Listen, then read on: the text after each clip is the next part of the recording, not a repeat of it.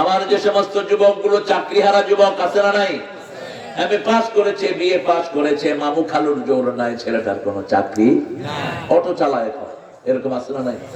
একটা দুইটা না, লক্ষ লক্ষ ছেলে, কি সুন্দর ছেলে, তাদের মতো ছেলে দেখলেই মনে করে যে ছেলেগুলো তো আসলেই সম্ভ্রান্ত ফ্যামিলি।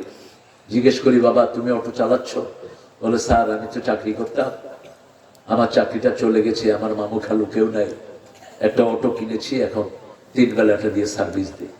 কখনো অটো আলাদেরকে, কোন কর্মঠ লোককে ছোট চোখে দেখবেন না।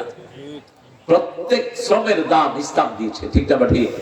তালহা রাদিয়াল্লাহু আনহু যখন মদিনায় গেলেন, রাসূল বললেন, এই মক্কার আনসারেরা, মক্কার মুহাজিররা, তোমরা এই সাহাবীর বাড়িতে তোমরা খাবা, বন্টন করে দিলেন। সাহাবীরা তাদেরকে নিলেন, যার 2টা বউ ছিল, একটা বউ সাহাবীর জন্য নিজে তালাক দিয়ে আরেকজন আনসারীকে, আরেকজন মুহাজিরকে দিয়ে দিলেন। তালহাকে বললেন, আপনি এই ঘরে খাবেন, এই ঘরে আপনি থাকবেন। যেদিন থেকে হিজরত করছেন একদিনও থাকেন নাই। রাসূল বললেন, রাসূলকে বিচার দিলেন, ওই আনসারী, ইয়া রাসূলুল্লাহ, আমাকে যে তালহাকে দিয়েছেন, তালহাকে একদিনও আমি খাওয়াতে পারি নাই, একদিনও তিনি আমার কাছে কোনো পয়সা চান নাই। তালহাকে রাসূল ডেকে জিজ্ঞেস করলেন, তালহা কিভাবে চলো? বলছে, ইয়া রাসূলুল্লাহ, যেদিন থেকে আমি মদিনায় ঢুকেছি, একজন পাইকারি বিক্রেতার কাছে গিয়েছি, তিনার কাছ থেকে আমি কিনে আনি, আমি খুচরা বিক্রি করি তার দোকানের সামনে, যেটা লাভ হয় সেটা নিয়ে আমি চলে আসি, তার দামটা তাকে ফেরত দেই। এই তালহা মদিনার সর্বশ্রেষ্ঠ ব্যবসায়ী হয়েছেন। এখন যে মদিনা যার জায়গার উপরে, তিনার নাম হলো তালহা রাদিয়াল্লাহু আনহু। রাসূলকে খুঁজে পাওয়া যাচ্ছিল না। একদিন রাসূল প্রায়শ তালহার বাগানে ঢুকে পানি খেতেন আর খেজুর খেতেন। রাসূলকে খুঁজে পাওয়া যাচ্ছে না। মদিনায় 2 কারণে সাহাবারা রাসূলকে পাহারা দিতেন। মদিনায় একজন বীর ছিল, রোকানা নাম। কি নাম? রোকানা। সে বলতো, আমাকে যে হারাতে পারবে আমি তার ধর্ম গ্রহণ করব। অসম্ভব শক্তিশালী ছিল সে। রাসূল সাল্লাল্লাহু আলাইহি ওয়াসাল্লাম একদিন ফজরের নামাজের পরে হাঁটতে হাঁটতে ওই রোকানার এলাকায় হাজির। যেখানে বাঘের ভয় সেখানে রাত পোহার। রোকানা দেখে বলল, আনতাল্লাযী হুয়ার রাজুল, তুমি সেই ব্যক্তি যে বাপ থেকে ছেলেকে আলাদা করেছো, স্বামী থেকে স্ত্রীকে আলাদা করেছো, আজকে তোমার রেহাই নাই। রাসূলের চেয়ে সাহসী পৃথিবীতে কোনো লোক নাই। ইহ জগতে পরজগতে ওনার চেয়ে সাহসী আর কেউ হতে পারে? ওনার চেয়ে শক্তিশালী আর কেউ? বলছে, কি কাজ রোকানা, কি বলিস? বলছে, আমার সাথে তোমারে ফাইট করতে হবে। কিচ্ছু না, তোর মতো ছাই পাশে আমি পকেটেও রাখি না বেটা, আস আস, ফাইট করলে কি দিবি? বলছে, তুমি যদি আমাকে হারাতে পারো আমি তোমার দল গ্রহণ করব। কাফেররা কি হয়? কি হয়? কথা কন না, মিথ্যুক হয়। আমাদের দেশের কিছু মিথ্যুক আছে না, জায়গায় জায়গায় মিথ্যুকরা বয়ে গেছে। বলছে, তুই ধরবি না আমি ধরবো। রোকানা বলল, তুমি ধরো। রাসূল সাল্লাল্লাহু আলাইহি ওয়াসাল্লাম বলেন, না তুই ধর। কোথায় ধরবি? ধর। ধরছি। কি দিলেন? আসাল। এক আসাল খায় আর রোকানা বিলাই। কিসের থেকে কি হইল? আমি তো ধরিনি। ঠিক আছে, আবার ধর। আবার ধরলেন, আরেকটা আসার দিলেন। জান্নাতের 43 তরুণের শক্তি একা রাসূলকে আল্লাহ দান করেছেন। রাসূল যখন হাঁটতেন সাহাবায়ে কেরাম দৌড়াতে থাকতেন। রাসূল যখন হাঁটতেন মনে হতো উপর থেকে নিচের দিকে হাঁটছেন, পাতার উপরে হাঁটতেন। তিনি যখন ঘোড়া চালাতেন শুধু একটু বালু দেখা যেত, ঘোড়া নাই হয়ে যেত। নবীরা ছিল অসম্ভব শক্তিশালী। মুসা আলাইহিস সালাম এক থাপ্পড় মেরেছে, ফেরাউনের সেনাপতি শেষ। ফেরাউন যখনই শুনেছে তার সৈন্যকে কে জানি মেরে ফেলেছে, কয় মুসা ছাড়া কেউ না। কারণ ছোটবেলায় হেতো দিয়ে একটা খাইছিল। কি শক্তি! আসলে মুখে যাদের কথা বাজে একটু, তাদের শক্তি বেশি থাকে না কম। মুসা আলাইহিস সালামের একটু কথা বাজত। যখন আল্লাহকে বললেন, আল্লাহ আমি তো ফেরাউনকে দাওয়াত দিব, কিন্তু আমার কথা একটু বেঁচে যায়। রব্বিশরাহ লি, পড়েন, রব্বিশরাহ লি সাদরি ওয়া ইয়াসসির লি আমরি ওয়াহলুল উকদাতাম মিন লিসানি ইয়াফকাহু কাওলি ওয়াজআল লি ওয়াজিরাম মিন আহলি হারুন আখিশতুন বিহি আজরি ও আশরিকহু ফি আমরি কাই নুসাব্বিহাকা কাসীরা ওয়া নাযকুরাকা কাসীরা ইন্নাকা কুনতা বিনা বাসীরা। আল্লাহু আকবার। রব্বি ইশরাহ লি সাদরি, আমার সিনাটাকে আপনি প্রশস্ত করে দেন। সিনা প্রশস্তের সাথে দাওয়াতের কি সম্পর্ক? সূরা জুমারের ভিতরে আল্লাহ বলছেন, আফামান শারাহাল্লাহু সাদরাহু লিল ইসলাম ফাহুয়া আলা নূরিন মির রাব্বিহ। যার অন্তরটা আল্লাহ প্রশস্ত করে দেয়, আল্লাহর নূর দিয়ে তার সিনাটাকে আল্লাহ ভরে দেয়। রাসূল বললেন আল্লাহর নূর হলো তিনটা জিনিস। প্রথম হলো আখিরাতের ভালোবাসা। কিসের ভালোবাসা? আখিরাতের ভালোবাসা, ইবাদতের প্রতি মনোযোগ, দুনিয়ার প্রতি অনীহা। এই তিনটা হলো নূর। এই তিনটা কি? নূর। আর যারা দুনিয়াকে ভালোবাসে তারা কখনো দিনের ব্যাপারে কাজ করতে পারে? ছাইপাশ নিয়ে কথাবার্তা বলে, ঐক্যের বিরুদ্ধে কথা বলে, ছাইপাশ নিয়ে। আছে না নাই? সব বাদ, আগে এক হও। মুসলমান এক হলেই শক্তি বাড়িয়ে দিবেন কে? আল্লাহ বাড়িয়ে দিবেন। একটা স্লিপ এসেছে আমার কাছে, কে দিয়েছে?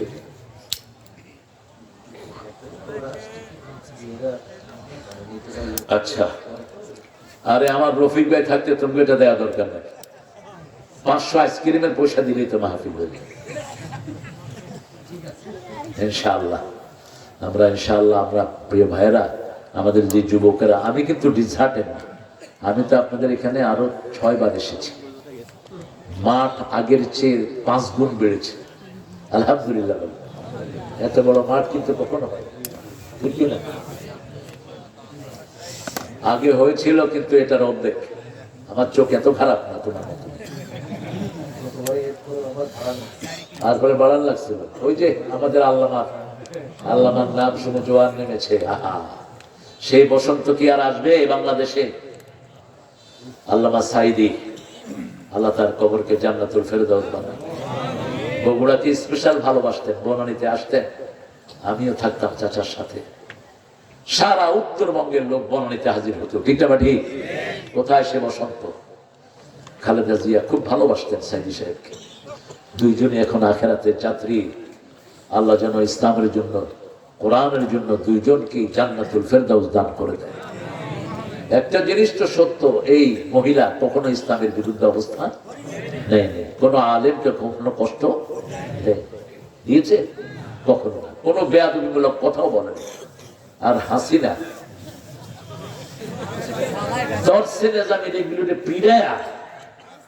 এদের রক্তে শাপলা চত্বর ভরে দিয়েছে, ঠিক না ঠিক?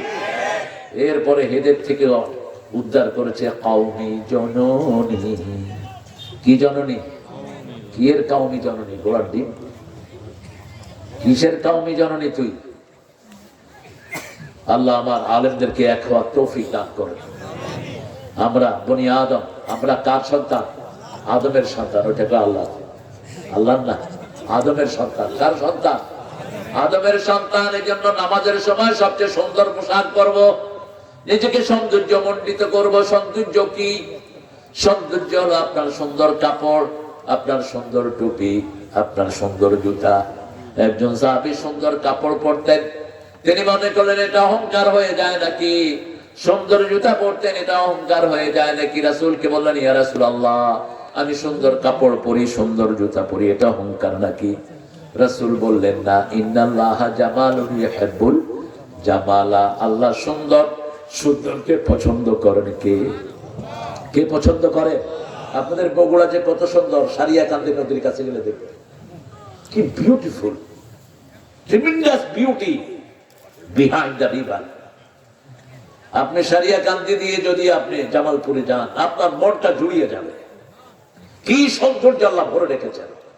বাংলাদেশের প্রত্যেকটি জেলা ভিজিটিং স্পট হওয়া যায়। সারা পৃথিবীর কোটি কোটি মানুষ এখানে ভিজিট করতে আসবে যদি এগুলোকে সাজানো যায়, ঠিক না ঠিক? কিন্তু কোনো খেয়াল তো নাই।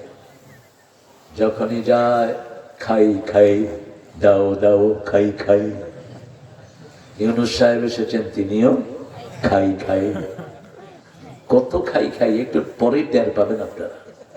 আসিফ নজরুল্লাহ, কত খাইছো একটু পরে টের পাওয়া যাবে। ছোট্ট পোলাপান, ওই যে হাদিরে কেন সরাইছে জানেন তো? এই এনসিপির কোনটা কত খাইছে এটা হাদিয়ে প্রকাশ করেছে। এই হাদি, ওর মুখে বাঁচতো না কিছু, আল্লাহ ছেলেটাকে মাফ করে দিক। কি সাহসী ছেলে, মাদ্রাসার ছাত্র। কোথাকার ছাত্র? মাদ্রাসার ছাত্র। বলছে লা শামসু ফি ইয়ামিনি ওয়াল কামারু ফি ইয়াসারি, আমার ডান হাতে যদি সূর্য দেয়া হয়, বাম হাতে যদি চাঁদ দেয়া হয়, রাসূল যেমন বলেছেন আপোষ করব না, আমি আপোষ করব না। আমি অবাক হয়ে গেলাম এই ছেলের ডিটারমিনেশন দেখে। কি মিছিল দেখছেন না, একাই 100। কোথায় ভর শুনেন নাই? ধর জেলে, ধর ধর জেলে ভর। ওরা সহ্য করতে পারে না এটা। ভারতে কাজ করেছে। ভারত, মোদির বাচ্চা মোদি, বেশি লাফাস না। ভারত মুসলমানরা দখল করবে কিছুদিনের মধ্যে। ভারতের শাসন মুসলমানদের হাতে আসবে। ভারত চালাবে মুসলমান। যেভাবে মসজিদের মুসল্লিদের গর্দানে জুতা পাড়া করেছ, ওখান থেকে তোর নাগরিকত্ব কাটা হয়ে গেছে। টুকরা টুকরা হবে ভারত। করবেন কে? এখনই সেই ধ্বনি আমরা শুনছি। অচিরে সেই পদক্ষেপ আল্লাহ নেবেন। কে নেবেন? ভারতে 42 কোটি মুসলমান আর বাংলাদেশে 18 কোটি। ভাঙাচুরা হোক, কালেমা তো পড়ে। কথা বল না, বিপদে পড়লে আমাদের হিন্দুরা কি পড়ে বোঝা যায় তখন কোনটা হিন্দু আর কোনটা মুসলমান। ওই সারিয়া গান্ধী একটু নদীতে উঠা দিয়ে নৌকা যখন তোলে, হিন্দুরা কি হারে আল্লাহু আল্লাহু। কিরে তোর এত আল্লাহর প্রতি মহব্বত? দাদা হ্যাঁ, ও তুমি সেইগুলো, এই জন্য তো তুমি শুধু আল্লাহ কর। আর আমরা বলি লা ইলাহা ইল্লাল্লাহ, সুবহানাল্লাহ, আলহামদুলিল্লাহ, লা ইলাহা ইল্লাল্লাহ, মুহাম্মাদুর রাসূলুল্লাহ সাল্লাল্লাহু। আমরা বনি আদম, আমরা এক আল্লাহকে স্মরণ করব। ঠিক না ঠিক? মসজিদে যাওয়ার সময় সবচেয়ে নতুন পোশাক পরবো, যেটা পড়তেন রাহমাতাল লিল আলামিন। খাওয়ার মধ্যে কোনো অপচয় করব না। অপচয় বেশি হয় খাওয়াতে। কুলু ওয়াশরাবু ওয়ালা তুসরিফু, ইসরাফ করো না, সীমালঙ্ঘন করো না। ইয়া ইবাদিয়াল্লাযীনা আসরাফু আলা আনফুসিহিম লা তাকনাতু মির রাহমাতিল্লাহ ইন্নাল্লাহা ইয়াগফিরুয যুনুবা জামিআ ইন্নাহু হুয়াল গফুরুর রহিম। মাফ করে দাও এই পাপীরে, হে দয়াময় মেহেরবান, অনুতাপের অশ্রু আমার কবুল করো মহিয়ান। মাফ করে দাও এই পাপীরে। খুশি হন কে? খুশি হন কে? ফেরাউন যখন ডুবতেছিল, জিবরাইল আমিন তার মুখে প্যাক মারতেছিল। প্যাক বলে তো ওই যে নদীর নিচে যেটা থাকে, কাদা, কাদা অথবা ওই যে নিচে যে মাটিটা থাকে, ওটারে কি বলে না? কাদা মাটি। এই কাদা মাটি ফেরাউনের মুখে মারছিল। ফেরেশতারা জিজ্ঞেস করলো, why you throwing the clay in the mouth of Pharaoh? ফেরাউনের মুখে তুমি মাটি মারছো কেন? জিবরাইল আমিন বলছেন, আমার চেয়ে বেশি আল্লাহকে কেউ চিনে না। এই ফেরাউন বারবার বলেছিল লা ইলাহা ইল্লাল্লাহ আল্লাযী আমানাত বিহি বনু ইসরাঈল ওয়া আনা মিনাল মুসলিমিন। হে আল্লাহ, আমি কালেমা পড়ছি, বনি ইসরাঈল যেই কালেমা পড়েছে আমি মুসলমান হয়ে গেছি। আল্লাহর দয়া এত বেশি, এই ফেরাউন বারবার যদি কালেমা পড়ে আল্লাহ তাকে মাফ করে দিতে পারে। এই জন্য আমি তার মুখে মাটি দিয়েছি, কারণ সে বলেছে আনা রাব্বুকুমুল আলা। আমরা নামাজে গিয়ে পড়ি সুবহানা রাব্বিয়াল আলা, আর সে বলেছে আনা রাব্বুকুমুল আলা। এই জন্য জিবরাইল আমিন তাকে সেখানে রক্ষা করেন নাই। আল্লাহ তাকে ডুবিয়ে মেরেছেন। আগরাকনাহু ফিল বাহর, তাকে সাগরের মধ্যে ডুবিয়ে মেরেছেন কে? 3500 বছর পরে তার লাশ পাওয়া যায়। গত কয়েক বছর আগে আবার ফ্রান্সে তার লাশের কিছু অংশ পাঠালো। ফেরাউনের নামে জীবিত মরা ফেরাউনের নামে পাসপোর্ট হয়েছে। পাসপোর্টের নাম হলো ফেরা। কি নাম? ফেরা। তার জন্মসাল দিয়েছে সেখানে। সেখানে তার লাশের কিছু অংশ ফ্রান্সে নেওয়া হলো। গবেষণা করে দেখি এখনো সেটার ভিতরে প্রাণ আছে। 1500 বছর আগে সূরা ইউনূসে আল্লাহ বলছেন ফালিয়াউমা নুনাজ্জিকা বিবাদানিকা লিতাকুনা লিমান খালফাকা আয়া। ও ফেরা, তোকে আমি শুধু চুবাবই না, তোর লাশটাকে আমি মমি করে রাখবো, যাতে পরবর্তী ফেরাউনরা তোর থেকে আদর্শ নিতে পারে। যখন তাকে ডুবানো হচ্ছে, বারবার কালেমা পড়ছে, আল্লাহ বলছেন আল আন ওয়াকাদ আসাইতা ক্বাবলু ওয়া কুনতা মিনাল মুফসিদিন। এখন তুই কালেমা পড়স, আমার কত মায়ের মুখ তুই খালি করেছিস, ঠিক না ঠিক?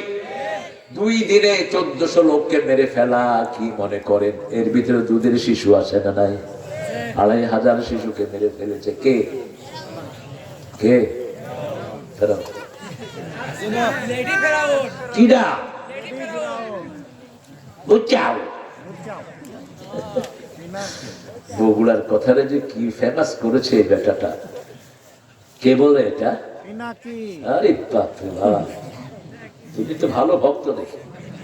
একটা জিনিস তার ভালো লাগে, সে কিন্তু দলিল ভিত্তিক কথা বলে, সে এভিডেন্স দিয়ে কথা বলে। ইলিয়াস, পিনাকি, এরা দলিল ভিত্তিক কথা বলে। আল্লাহ এদেরকে মাফ করে দেন, এদেরকে ইসলামের জন্য কবুল করে।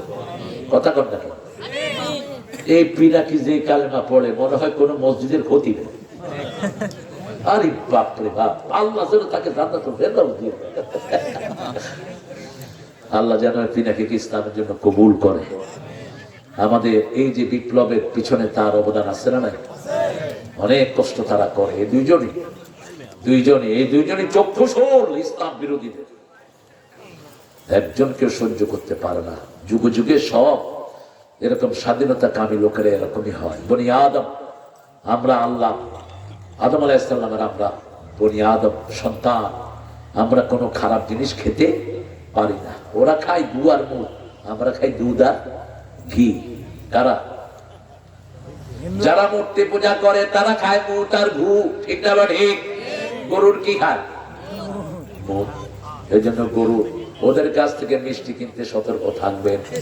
ওরা মিষ্টি বানায় গরুর পেশাব ছিটায় দেয়। ভগবানের মুখ, ভগবানের কি মুখ। আবার ওই যে পেশাব বেছে গ্লাস ভরে ভরে, কি মারাত্মক। করোনার সময় এক ঠাকুর বলল বাকার কা বোল পিলো করোনা চলা যায় না। গরুর মুখ খা, করোনা চলে যাবে। কেমনে খাইতে হবে শয়তান দেখেছে। গরুর পাশার লগে মুখ লাগায়। মানুষ হয়তো খবিস, সবার আগে ওই সালাম। আজকের মেডিকেল সায়েন্স বলছে গরুর পেশাবে এত খাপ, এত গ্যাস, যে খাবে তার নারী ভুড়ি শেষ। ওরা মিলিয়েছে রাসূলের এক সাহাবী অসুস্থ হয়েছে। রাসূল সাল্লাল্লাহু আলাইহি ওয়াসাল্লাম তাকে বলেছেন তুমি মরুভূমিতে যাও, তোমার একমাত্র রিমেডিয়েন্স হলো উটের কিছু পেশাব তুমি পান করো। এটা ওই ব্যক্তির জন্য খাস, আগেও না পরেও না, একজনের জন্য। কয়জন? একজনের জন্য। কারণ রাসূল ছিলেন দুনিয়া আখিরাতের সর্বশ্রেষ্ঠ চিকিৎসক। সুবহানাল্লাহ, সর্বশ্রেষ্ঠ চিকিৎসক। তিনি বলেছেন খাওয়ার সাথে সাথে পানি খেও না। এখন বড় বড় ডাক্তাররা বলছে খাওয়ার সাথে সাথে পানি খেও না। তিনি বলেছেন খাওয়া পুরা পেট তোমরা খেও না, এক ভাগে পানি, এক ভাগে বাতাস, আরেক ভাবে খাওয়া রাখো। 1500 বছর আগে বলেছেন রাহমাতাল লিল আলামিন। রাসূল সাল্লাল্লাহু আলাইহি ওয়াসাল্লাম বলেছেন মেয়েদেরকে কখনো গালি দিও না। একটা মেয়েকে গালি দিলে সংসার ভেঙে যায়, একটা মেয়েকে গালি দিলে একটা সমাজ নষ্ট হয়ে যায়, ঠিক না ঠিক? একটা মেয়ে একটা সমাজ। নেপোলিয়নকে বলেছিল আমাকে একটা ভালো জাতি দাও। নেপোলিয়ন বলেছিলেন give me good mother I will give you good nation. এটা নেপোলিয়নের কথা না, এটা কথা হলো